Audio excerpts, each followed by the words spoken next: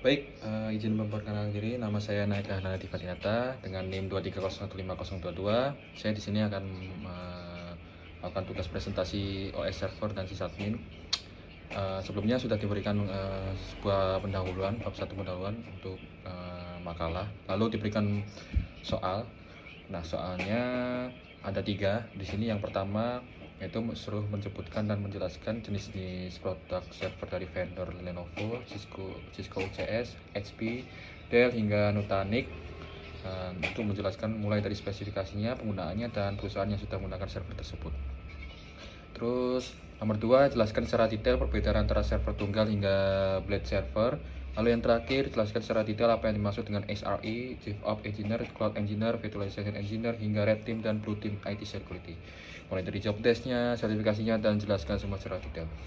Oke, yang pertama untuk jenis-jenis produk server. Di sini ada Lenovo ThinkAgile XA 3320 HCI Hyperconverged Infrastructure. Lalu untuk spesifikasinya dirancang untuk Nutanix Enterprise Cloud OS. Lalu ada prosesor Intel Xeon Scalable dual socket hingga 1,5 TB RAM.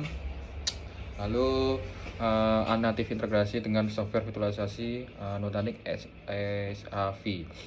Untuk penggunaannya cocok untuk membangun private cloud yang scalable dan simple deployment. Dan contoh penggunaannya digunakan oleh lembaga pendidikan tinggi dan sektor publik untuk efisiensi data center on-premise. Lalu selanjutnya ada Cisco UCS X210 CM6 modular server. Untuk spesifikasinya kompatibel dengan UCS X series modular chassis. Lalu menggunakan Intel Xeon Scalable Gen 3 hingga 2 TB DDR4 RAM, mendukung Intel Optane Persistent Memory, dan didukung oleh Cisco Intersect untuk hybrid cloud operation. Nah, untuk penggunaannya dipakai untuk workload, container, native, dan AI atau ML.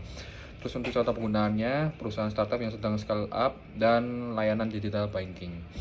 Lalu selanjutnya di sini yang ketiga ada HPE Apollo 6500 Gen 10 Plus GPU server. Untuk spesifikasinya khusus untuk aplikasi high performance computing atau HPC dan AI, dan hingga 8 GPU Nvidia 100 dual intention dan RAM hingga 3 TB. Lalu direct liquid cooling tersedia juga. Nah, penggunaannya sangat cocok untuk pelatihan AI model, simulasi ilmiah, dan genomics. Dan untuk contoh penggunaannya ada untuk laboratorium riset, universitas teknik, dan perusahaan teknologi seperti Nvidia Partner Network. Lalu di sini yang keempat ada Dell PowerEdge MX 750C modular blade. Untuk spesifikasinya modular compute slate dalam PowerEdge MX 7000 chassis. Nah, untuk penggunaan prosesornya Intel Xeon Gen 3 hingga 4 TB DDR4 RAM-nya. Nah, untuk kompatibel dengan Dell Open Managed Enterprise dan iDirect 9. Untuk penggunaannya kebutuhan data center fleksibel dengan infrastruktur shared fabric. Nah, untuk contoh penggunaannya di instansi besar yang menerapkan multi tenant atau resource pooling seperti universitas negeri dan layanan cloud lokal. Lalu di sini terakhir Nutanix NX 1465 G7 Edge atau Robo Server. Untuk spesifikasinya adalah kompak dan cocok untuk remote office atau brain office. Untuk prosesornya menggunakan Intel Xeon D dan RAM-nya up to 256 GB dan 4 TB NVMe. Dan untuk yang terakhir native software Nutanix AOS dan Presemta.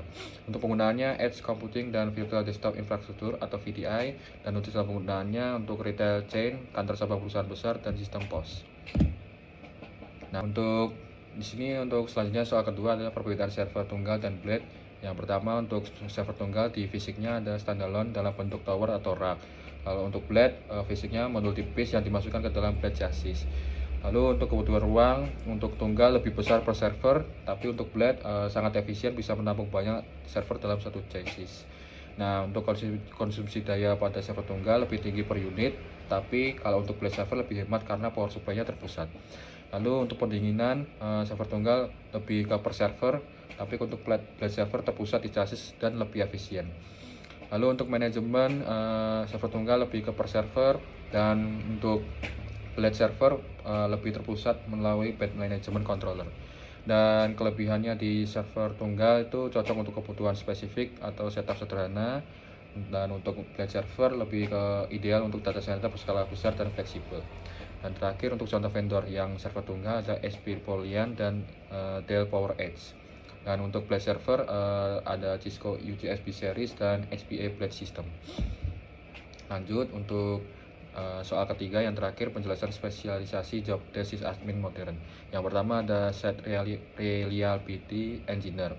Nah, job desk-nya adalah menjaga ketersediaan, latensi, dan efisiensi layanan. Lalu yang kedua ada mengotomatiskan operasi TI atau CI atau CD, Monitoring Incident Response. Dan untuk tools umumnya ada Prometheus, Grafana, Kubernetes, dan Terraform.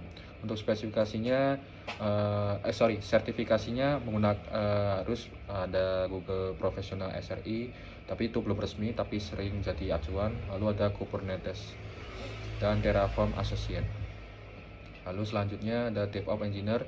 Nah, DevOps Engineer ini sendiri job desk-nya adalah membangun pipeline CI/CD, kolaborasi dengan Dev dan Ops, otomasi proses build deploy. Lalu mengelola infrastruktur sebagai kode IAC atau IAC. Dan tools umumnya ada Jenkins, GitLab CI atau CD, Docker, Ansible, dan Terraform.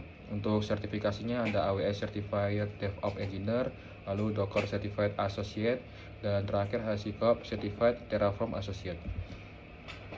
Selanjutnya ada Cloud Engineer. Untuk Cloud Engineer sendiri job desk-nya adalah mendesain dan mengelola infrastruktur cloud, dan terakhir migrasi sistem ke cloud dan optimasi cost. Untuk tools umumnya menggunakan AWS, GCP, Azure CLI, CloudFormation, dan Terraform. Dan sertifikasinya ada AWS Certified Solution Architect, Microsoft Azure Administrator, dan Google Cloud Professional Cloud Architect. Lalu ada Virtualization Engineer. Untuk job desk-nya menyiapkan dan mengelola sistem virtual seperti VMware, KVM, dan Hyper-V, lalu mengoptimalkan pemakaian resource fisik melalui virtualisasi. Untuk tools umumnya menggunakan VMware, vCPair, lalu Proxmox, lalu Citrix, dan Hyper-V. Untuk sertifikasinya ada VMware Certified Professional atau VCP, lalu Microsoft Certified Windows Server Hybrid Administrator, lalu yang terakhir ada Citrix Certified Associate Virtualization atau biasa disingkat CCAV.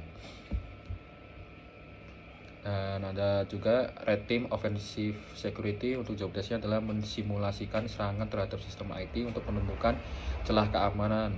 Lalu ada fokus pada penetration, testing, dan exploit development. Untuk tools umumnya Metasploit, ada aplikasi Proofseed dan menggunakan OS Kali Linux. Dan untuk sertifikasinya ada Offensive Security Certified Professional atau biasa disingkat OSCP, lalu ada C Certified Ethical Hacker, dan terakhir EGPT atau CPPT. Dan terakhir di sini ada Blue Team Defensive Security. Untuk job desk-nya melindungi sistem IT dari serangan, monitoring, dan analisis log, lalu menggunakan SIEM dan EDR untuk mendeteksi dan merespon insiden. Terus umumnya ada Splunk, ILK Stack, dan CrowdStrike, lalu terakhir Suricata. Untuk sertifikasinya ada CompTIA Security Plus, lalu GEIC Security Essential atau biasa disingkat GSIC, lalu terakhir Certified SOC Analyst atau biasa disingkat GSA.